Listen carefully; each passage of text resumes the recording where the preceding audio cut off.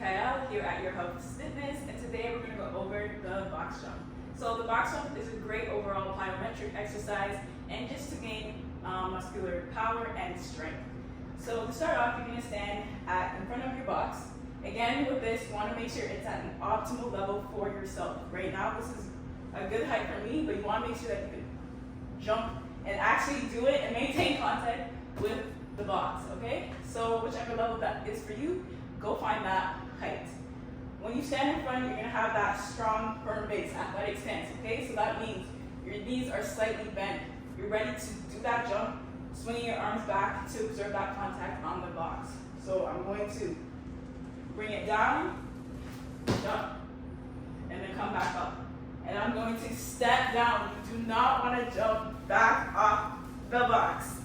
Jump, step down, and then do your next one, okay? So you're here.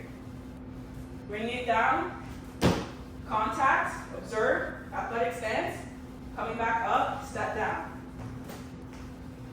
Again, you're coming down, jumping, observe, so you're still in athletic stance, stand nice and tall, and then come back down. So again, I emphasize this a lot.